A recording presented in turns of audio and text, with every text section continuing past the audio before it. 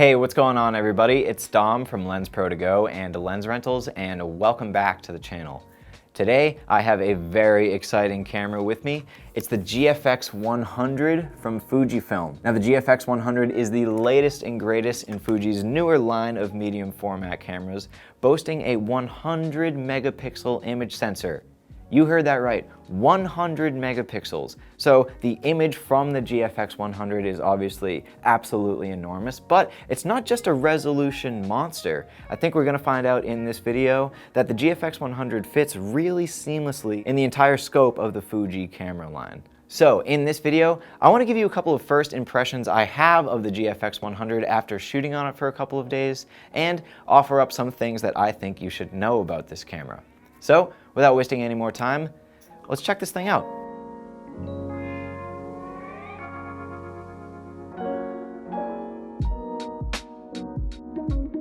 Okay, the very first of impressions. When I took this out of the case for the first time, I could tell I wasn't just holding a camera. A sturdy piece of sophisticated imaging technology was weighing down my hand. No, but really, it's pretty serious in size, but it feels so great to handle in both landscape and its portrait orientation. So compared to another Fuji medium format camera like the 50S, say, you're definitely reminded that the 100 is built more for professional use, but with that being said, it's still comfy just to walk around with, just a bit clunky.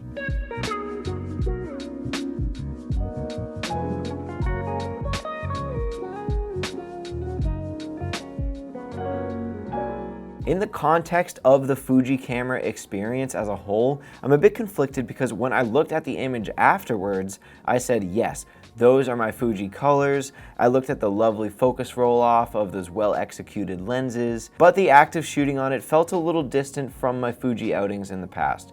For example, I wasn't tempted to use any of the film simulations or added grain while shooting on the GFX100. I just wanted to focus on getting compositions that benefited from its insane resolution.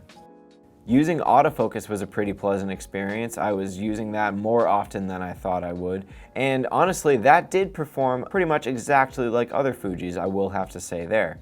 And manually focusing also felt pretty true to what my viewfinder was showing me as well. As for editing these photos, I couldn't tell whether these Fuji RAWs were tough on my computer or just Lightroom, but my computer went off to the races when I began to edit this first batch of photos. Each picture could take up to 15 seconds to export when my computer was at its loudest, and large-sized exports that are the full size of the image from Lightroom were usually around 50 megabytes or over. Let's talk about resolution. This was easily the greatest resolution camera I've ever taken photos on. And when you zoom in on the focus plane of your image, you can't help but notice that it just keeps going and going. I'd really be tempted to get one of these images blown up to maybe like a 2x3 foot print or so to really properly showcase one of these portraits because the resolution is ridiculous.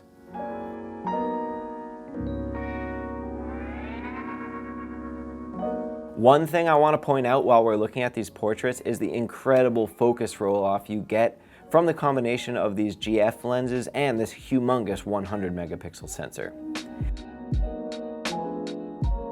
These portraits were all taken on the GF 110mm f2 at f2, but this depth of field feels more like a 1.2 lens without the harsh roll-off that you might see on an actual f1.2 lens.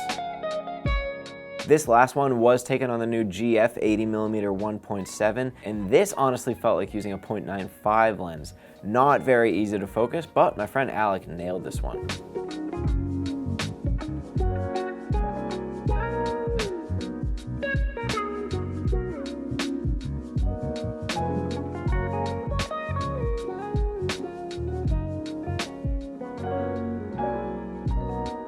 As for color, I don't have much to report other than it behaves completely like raw Fuji pictures I've edited in the past.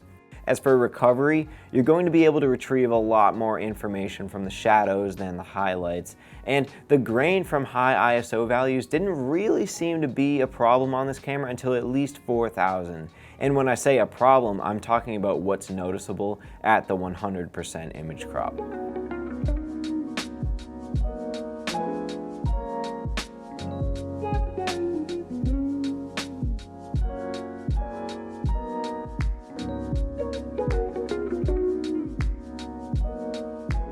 All right, everybody, that's pretty much gonna do it for this video of my first impressions and things you should know about the Fujifilm GFX100. So, as always, if you have any questions about the GFX100 or any of the medium format Fuji glass I used in this video, drop a comment in the comment section below and we'll start a discussion. Also, if you happen to like this video, hit that thumbs up button down there to let me know you liked it. And if you're not already, subscribe to the channel, and that way you'll be in the loop whenever we post new content, which is every week. So take care, and we'll see you in the next one.